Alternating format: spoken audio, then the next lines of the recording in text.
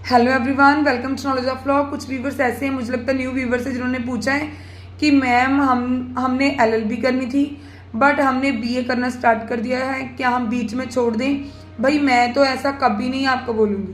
क्यों छोड़ दो? आपको पता है पैसे कमाने कितने मुश्किल होते हैं, ठीक है? क्यों छोड़ दो भाई?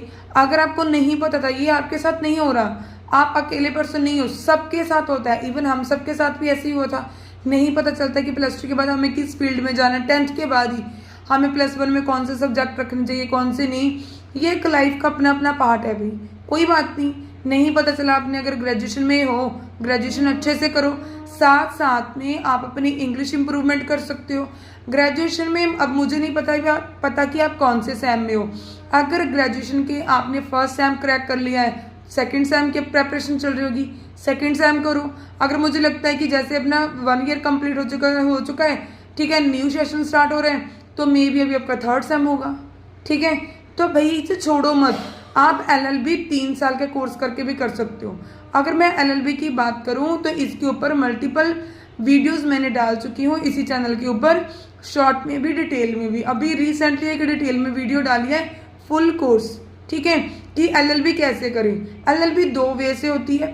फर्स्ट, अगर आपको पता है आपने प्लस टू के बाद करनी है तो गाइस 5 ईयर कोर्स है, ठीक है, 5 ईयर कोर्स है। अगर आपको नहीं पता था, आपने बाय मिस्टेकन कोई भी ग्रेजुएशन चूज कर ली, ठीक है, ग्रेजुएशन कर रही हो, बीए बीकॉम कुछ भी एक्सेट्रा, तो आप उसके बेस के ऊपर भी 3 ईयर कोर्स कर सकते हो। देखो इसमें बेनिफिट क्या होता है 5 साल के कोर्स में। अगर आपने प्लस टू कर ली, 3 साल की ग्रेजुएशन, 3 साल की आपने क्या किया, 3 साल की ग्रेजुएशन होगी और 3 साल की आप उसके बाद टीवाईसी करते हो, लॉ की डिग्री एलएलबी, ठीक है। टीवाईसी में बोल रही हूँ 3 ईयर कोर्स, तो भाई उसमें लगते हैं 6 साल। अगर आप प्लस टू के बाद करते हो उसमें लगते हैं 5 साल।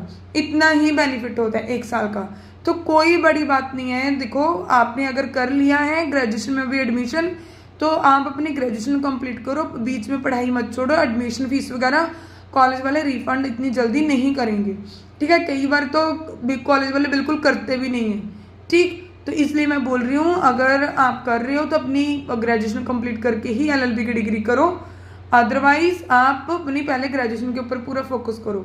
ग्रेजुएशन में आप अपने साथ साथ इंग्लिश स्पीकिंग को इम्प्रूव कर लो। कल को अगर आप कोर्ट में जाते हो, जज बनते हो, या किसी भी कॉरपोरेट वे में जाते हो, ठीक है, किसी भी आप एक फील्ड में जाते हो, तो उसमें इंग्लिश तो मस्ट भी इम्पॉर्टेंट है। आप इसके साथ साथ अपनी जो लैंग्वेज है उसे देख लीजिए, ठीक। इसे गिव अप मत करो भाई, साथ साथ चलने दो।